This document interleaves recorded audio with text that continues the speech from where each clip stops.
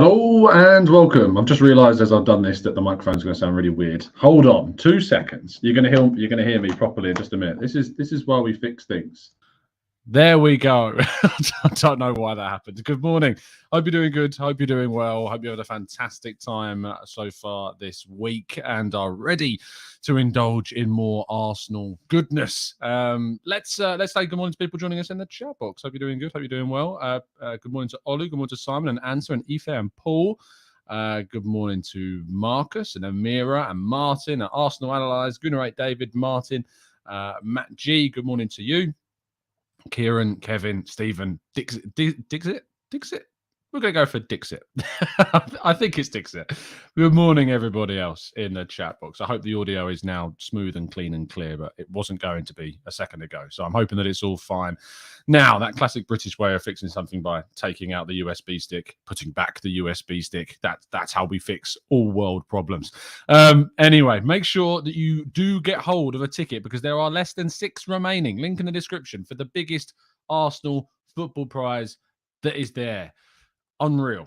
As I've mentioned before, you can win a signed Pires shirt, signed Ljungberg shirt, signed Bergkamp shirt, an Arsenal home and away kit from this season, tickets to Arsenal Brighton, tickets to Arsenal Zurich, a signed Paul Merson shirt, a signed shirt of other things. There's lots of shirts and they're signed. The other one is a Ray Parlour signed Arsenal montage, and the other one is a Tony Adams, Charlie George, and Liam Brady signed custom framed Arsenal shirt as well. Link in the description. Less than 6 tickets to go. Go and check it out. Can't say any more than that. I feel as though I'm starting to try and emulate Elliot of the Arsenal Vision when he does his adverts, because they are incredibly funny to listen to, and I need to step up my advert game, that is for sure. As mentioned yesterday, we did do a preview show for the Brentford game on Tuesday. If you have not checked that out yet, it's the pinned video on the channel, so do go back and give that a watch if you haven't done so already. Mark Gonnella is to leave Arsenal. He will be replaced by Kate Lawrence, who is kind of stepping up to succeed Mark in the Director of Communications role for next season. Mark has simply taken the decision to step down. He's been with the club a very, very long time through Arsene Wenger, Unai Emery, and now Mikel Arteta. Who was actually, he's been at the club so long. I remember pictures seeing him doing the tour with Arsenal when Mikel Arteta was a player. And yeah, it's as someone who obviously works in media and that, it's a shame to see Mark leave, and I look forward to future work with Kate and wish her the absolute best of luck in the new role at the club as well. So best of luck, and of course best of luck to Mark in whatever he goes on to do next. Arsenal's games against PSV and Manchester City have been, PSV has been rearranged. That's the first thing to talk about. 20th of October at 6 p.m. at home. So the week before the away game, which will take place on the 27th of October. That has meant that the match against Manchester City has been postponed. That will take place now next year. I actually wrote a piece yesterday which kind of theorized around if Arsenal, and this is a big, massive, giant, unlikely if, but if Arsenal were to get to the final of the Europa League, the Carabao Cup, and the FA Cup, which, yes, sounds ridiculous, but just bear with me 1 second. If they were to do that, because of the postponements of the Everton and Manchester City games, it would mean that Arsenal would have to play 44 games in 24 weeks. That is mad. I mean, considering the fact that Arsenal have the ability to probably get to, I don't know what, the quarterfinals, semi-finals, at least the semi-finals of the Europa League minimum. I'd hope that we win it as a minimum, but you'd expect us to get hopefully to the semi-finals of the Europa League. The FA Cup, we have got a great record of getting through that competition, other than last season. Less said about that, the better. And of course, we reached the semi-finals of the Carabao Cup last season and were knocked out by Liverpool. So it is well within the realms of possibility that Arsenal go quite far in these competitions. But the fact if they were to get to the final of each one, they would have to play 44 games in 24 weeks. That's mental. That's a game less than every under 4 days. That's a game in less than 4 days throughout 24-week periods. That's crazy. And that's kind of the situation that we are in, for sure. I've just seen one of the best comments I've ever seen in the chat box. Gonnella, but not forgotten. Hambo Gumball, that is excellent, and I have to read that out. I'm sure Mark could be giggling. Arsenal's 25-man squad has been revealed on the official Premier League website. Some interesting selections. Cedric, Gabriel Elneny, Gabriel Jesus, Fabio Vieira, Rob Holding. I love finding out kind of the players' middle names and things. Robert Samuel Holding.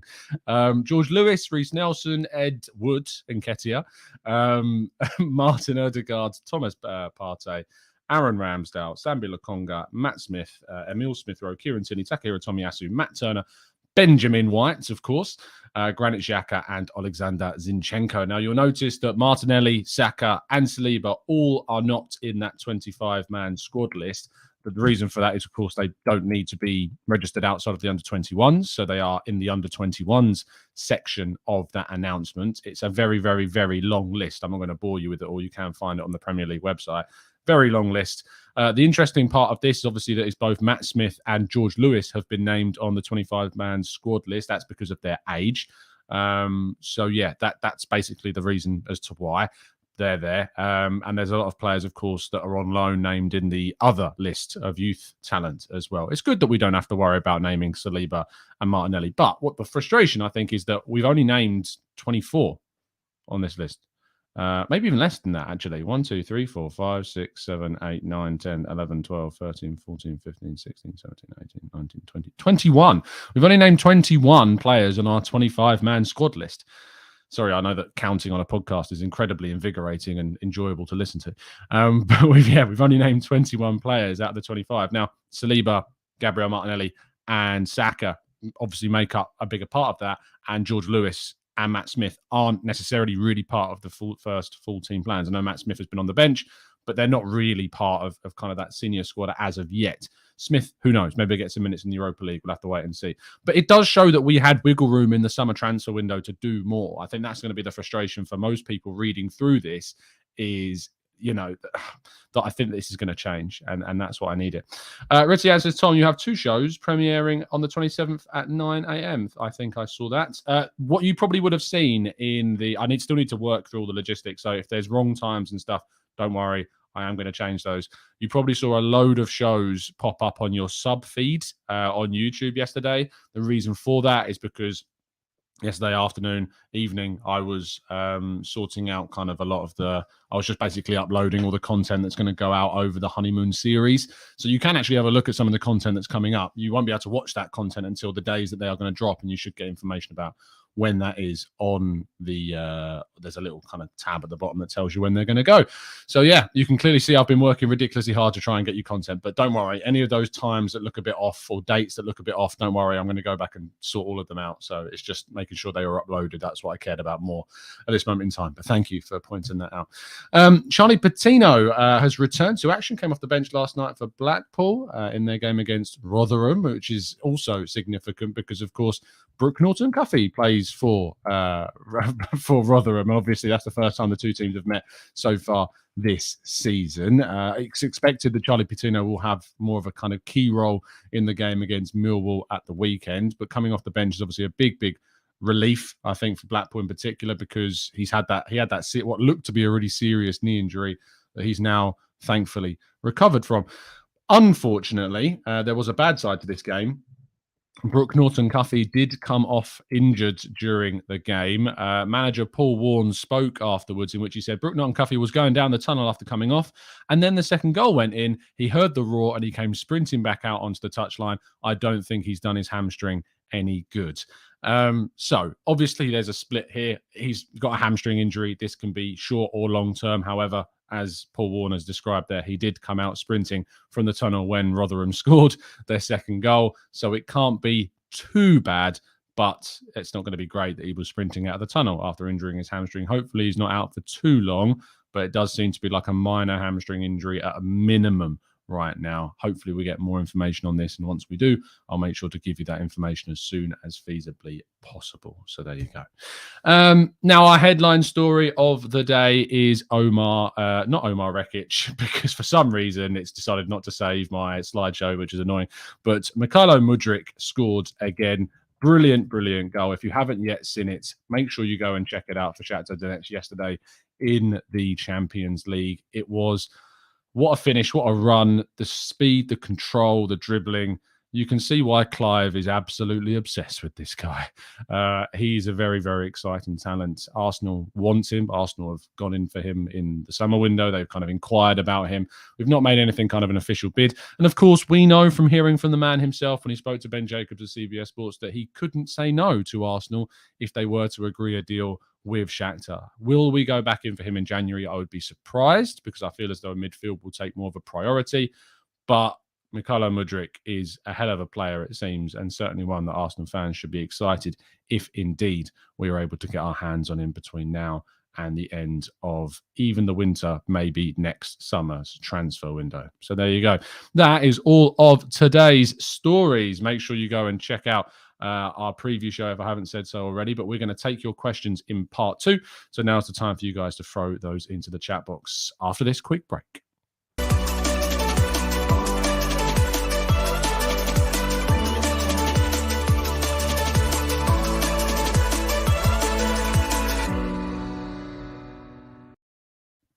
As I said before, there's just under 6 tickets. I think 5 remain for this Arsenal Mega Bundle prize. Link in the description. Crazy prizes worth getting involved with. Find out all the details with the link in the description as per. But let's tackle your questions. Okay, let's jump into the chat. Lynn says, Tom, enjoy your holiday and thank you for the shows and supporting us fans. And I'm sure we'll keep supporting you for a long time to come. Thanks, Lynn. Yeah, look, a lot of work's gone into kind of producing a lot of content to go out whilst I am away. I've tried to make it so there shouldn't even be a day that we miss. The first show of the honeymoon, what I'm describing as the honeymoon series, will be on Sunday, the morning of the Brentford game. I'll be on a plane at that point. That's going to be a show with Mike, Andy, and Drew, talking a lot about the season so far and looking ahead to the Brentford game. So that's definitely an up-to-date show you're going to get. Then we've got some brilliant pieces of content with the likes of Arseblog. I recorded a show yesterday with Clive from the Arsenal Vision podcast, talking about sculpting Arsenal's kind of potential title challenging group. We've done a loan update on the likes of Norton-Cuffy, Charlie Patino, Pepe, Tavares, Balogun, and all the others as well, in kind of a summary with some fantastic guests. Spoken to Sophie and Kev Campbell from Highbury Squad. Amanda and Albert have done a show together. And I'm hoping to do a few more. Dan Potts has done a show with me, talking a lot, obviously, about, Arteta.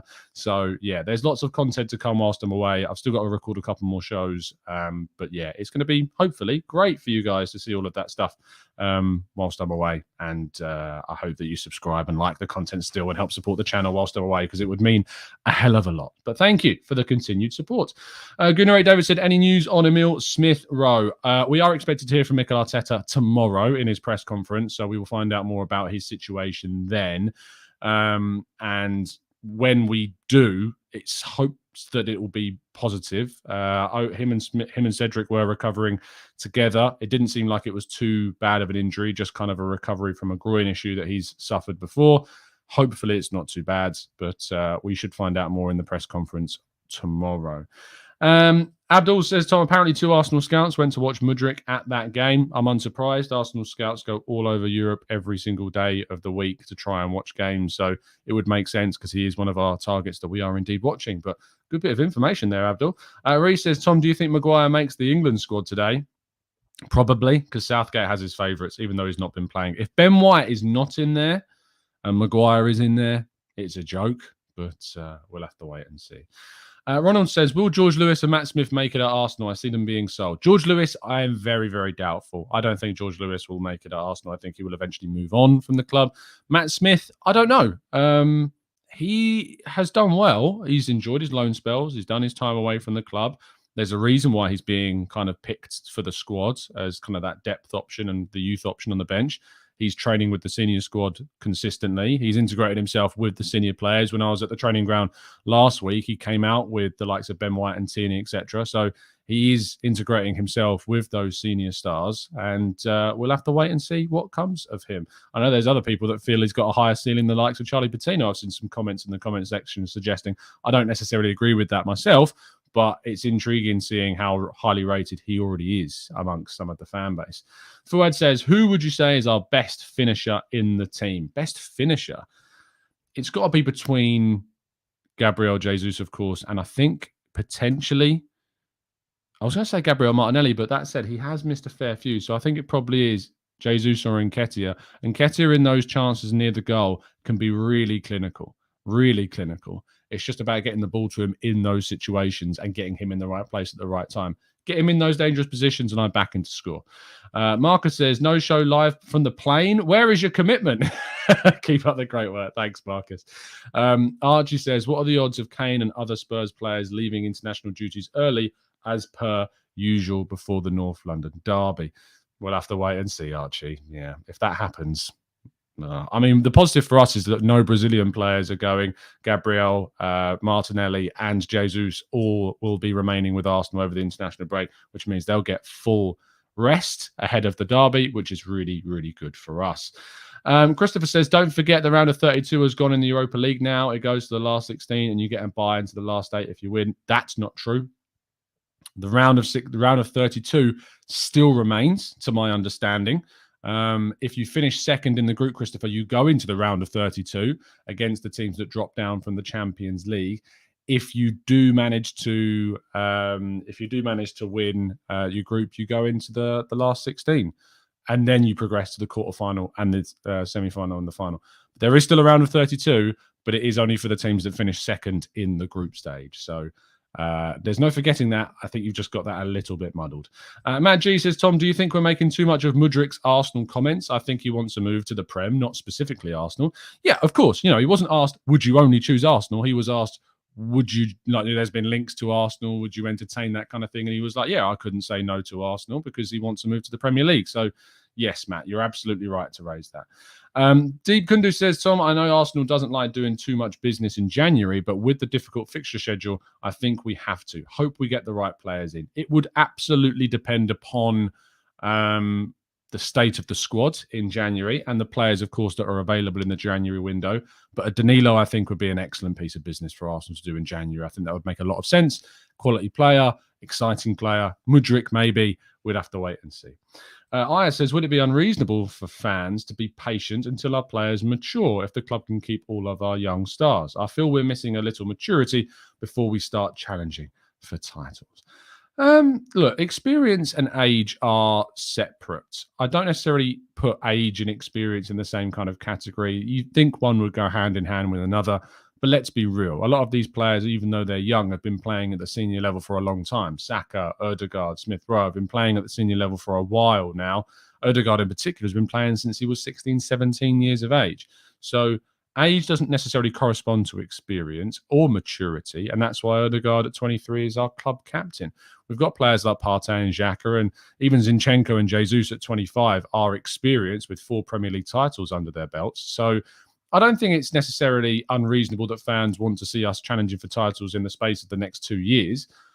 I think that that's absolutely fair, and I think that we've got a squad that's still a bit of a coiled spring that is going to hopefully unleash its energy on the league in the coming seasons. That's what I'm hopeful for. But I think there is an underrated amount of experience in this group. James says, do you think all these injuries are from intensive training sessions? I seem to remember this being a problem in the mid-2010s under Steve Bold. Enjoy your honeymoon, mate. Well deserved. Thanks, pal. I think that injuries are always going to be part of football. It is what it is. Players are going to get injured in training, yes. In games, yes. Intensity to get the fine margins and improve those fine margins is always going to be refined. It's always going to become more intense in some situations. So we can't necessarily criticize training methods at this point in time. Lots of teams get injuries. You look at Liverpool in particular, have always suffered with injuries, and yet they've gone on to win some really big things. Arsenal have got to deal with injuries, as any club does, by having the strength and depth in their squad to be able to do that. At the moment, there are some areas of the squad that you would say need to be strengthened in terms of the strength and depth that we've got. I'm not talking about backups. I'm talking about bringing in quality competitors like we've done with Vieira, like White and Saliba are for the right centre-back position. A lot of people question the signing of White because we had Saliba. Why did we send Saliba on loan? Because he's clearly a quality player. But I love the fact that we've got both White and Saliba, and I think them together have been excellent, and they will compete with one another if Tomiyasu or Brooke Norton-Cuffy returns and gets into that right-back spot. Depth is absolutely key with what we want to do. David says, hi, Tom. Hello from Canberra, Australia. Have you been watching the Hale End documentary? Some good prospects featured, so future looks assured. What are your thoughts? I can't give you my thoughts yet because I'm planning on watching it on the plane. It's one of my downloads that I'm going to be watching. So I needed to make sure I've got some content available to me to tune in for. So I'm going to be watching it on the plane. So I can't give you any thoughts on it yet. I'm tactfully waiting to get more, to give myself some watching to do whilst I'm traveling. Omar says, there was a stat that Arsenal do not shoot outside of the box. Why do you think that is? We do need goals like Stones against Dortmund. Where do you stand on this? I mean, we have scored goals from outside of the box, potentially that we haven't done it as much as other teams. You think of when Lokonga and Partey were starting together, we used to shoot from outside the box all the time. You think of Saliba's goal recently. You think of Xhaka's goal against Man United recently, at the end of last season. We do shoot from outside the box. We don't do it as much as other teams because it's not in our style. We want to create as high of a possibility to score with our chances as possible. That can sometimes lead us to overplaying it at points, which is something that we need to refine and make sure we time our shots and get our better shooting opportunities taken at the right moments. I'm not worried about this at the moment, Omar. It's a fair question because I think long-range shooting has to be part of a team's arsenal, if you like, no pun intended. But yeah, it absolutely is not a concern for me right now. So I wouldn't worry too much. Ronald says, would you go for Douglas Luiz or Tielemans in January or wait for a top centre mid in the summer? Obviously, I would, if you can say that I can guarantee myself to get a top, potentially world-class central midfielder in the summer, I personally would wait. That said, if you're able to go and get some reinforcement and some competition in the form of Douglas Luiz or Tielemans in January, it certainly wouldn't do Arsenal any harm to be able to go and do that. It's going to be an intriguing winter window. We'll, of course, restart the Arsenal transfer shows in the morning around December time when we start building up to that January window. But yeah, it's going to be intriguing to see what ends up happening. Lynn says Salzburg played 18 and 19-year-olds last night, and they're on par with Chelsea's experienced players.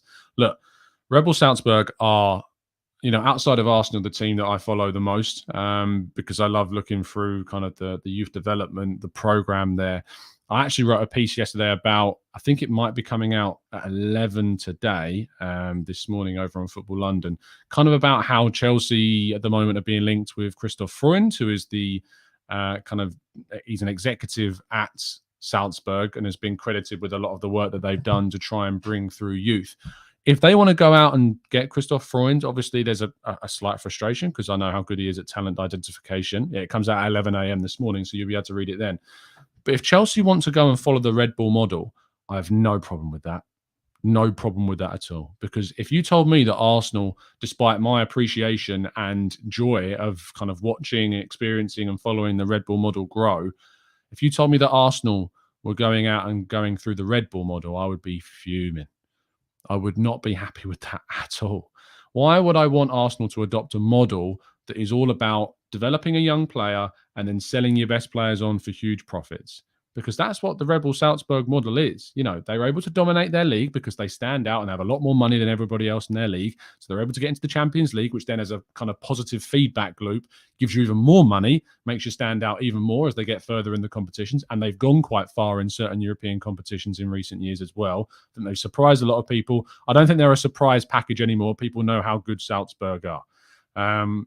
But Arsenal and Chelsea should be in a position where they are looking to buy the best talent. Yes, you want to pick up young talent, but you want them to develop and get to the point where they're not going to move on. At Arsenal, the thing with Salzburg is if you're able to buy 18, 19-year-olds and use them in your team, get them used to the way that you play. You can't do that as well if you send them out on loan. I know that Chelsea have a really great record of sending players out on loan and selling. They've already got a good record of selling. We know that. They are starting to fall away a little bit. Manchester City are certainly starting to take over in that respect, certainly above Chelsea right now, I would say, in terms of a selling reputation. Man City have overtaken Chelsea in the last couple of seasons. But I don't want Arsenal taking on a Red Bull model. I don't want us buying and selling players at that kind of rate. I don't want us losing players at that kind of rate.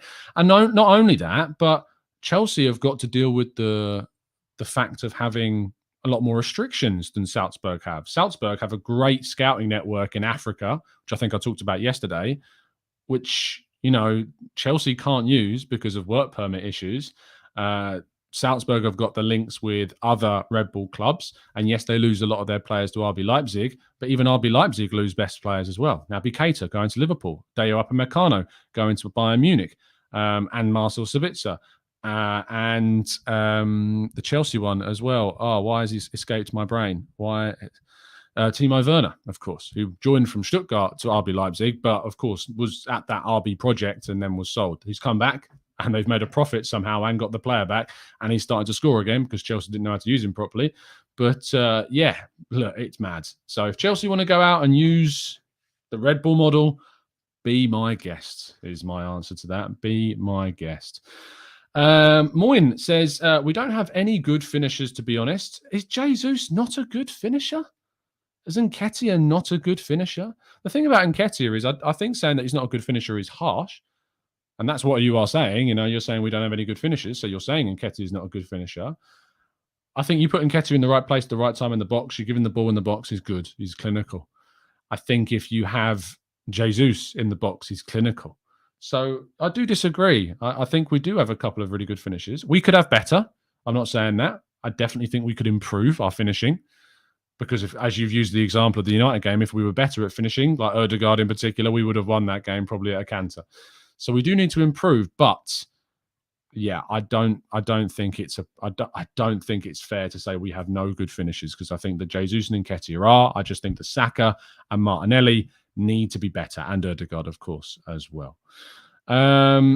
Let's go to Daniel, who says, unpopular opinion, but if the Brentford game got called off, as annoying as that would have been, I wouldn't have minded the extra break for us, especially after United's loss and injuries. What are your thoughts?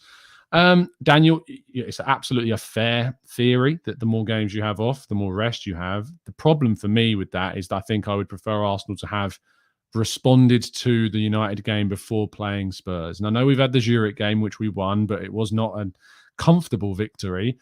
We need to go and get some momentum from Brentford to go into the Spurs game to give us the best opportunity. They're playing against someone at the weekend. Let me have a quick check. You're typing it frantically into the chat. Playing against Leicester at home. So you'd think they're going to win their game against Leicester. I don't want to go up against the Spurs side that have built up some momentum without us having responded to that United game. So I'm glad we've got a game. Am I glad it's away at Brentford? Not particularly. Would I have rather we had the Everton game as well? Yes, because I think we could have won that game quite comfortably. Even the PSV game at home, we could have really built up a head of steam again, got 3 or 4 wins in a row before that Spurs game. It's not going to give us the best opportunity, but Brentford coming back, I think, is a good thing. So for me, momentum going into that Spurs game is important, but I absolutely understand your point of view about rest. Afsar says, would you have taken Graham Potter as manager? Oh, the question that has finally returned to the TGT chat box. If you've been listening to the show for a couple of years, you'll know that I was not a big fan of Graham Potter at all. That when it was Arteta's kind of really lowest points after Villarreal during that 10-game run where we won 1 game in 2020-21, and I remember sitting there like, yeah, no, are you kidding? Are you really going to get rid of Arteta for Graham Potter? Like, what are you on about? This guy won 1 league game at home, ironically, against us in 2020. He's a good coach. My opinion has changed on Graham Potter. I think he's done a brilliant job at Brighton. It's going to be intriguing how he gets on at Chelsea. Not the best start, but not an easy game against Salzburg, of course. And it's a very, very different squad. I don't know how it's going to work out, but it's certainly going to be an intriguing test to see how a manager like Potter, who, let's be real, Chelsea haven't really had since probably Andre Villas-Boas in terms of kind of a potential coach who's done some things at smaller clubs and then moved over. So I'm not saying that Villas-Boas and Potter are similar in terms of style or management or even age necessarily, but I do think that Andre Villas-Boas in terms of kind of, you know, he's earned his stripes a bit before making that move, but has never managed at a really big club before this step. You know, I think that's as close as it could get. I know they've had the likes of Sarri, who was at Napoli, but did a really good job at Napoli and then didn't work out as well at Chelsea, even though he beat Arsenal in a Europa League final. So, yeah, it's going to be intriguing what happens. Would I have taken Potter? Not over Arteta. No, he wasn't worth getting rid of for Potter. But it will be interesting to see how he gets on at Chelsea.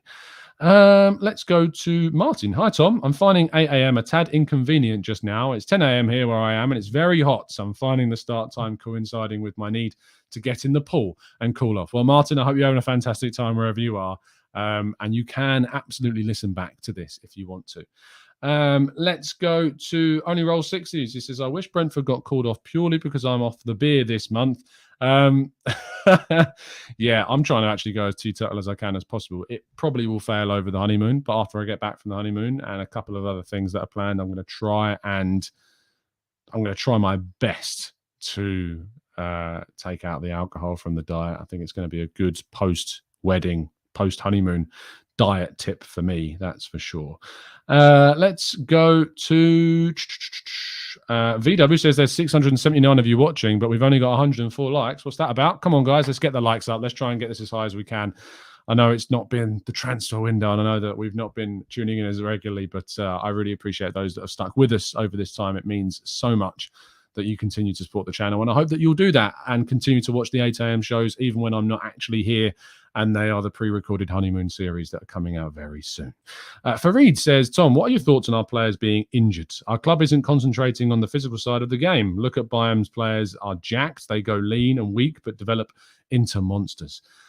Arsenal are absolutely focused on the physicality side. You look at the players that we've signed in the last 2-3 summer transfer windows. You look at Thomas Partey. You look at Gabriel.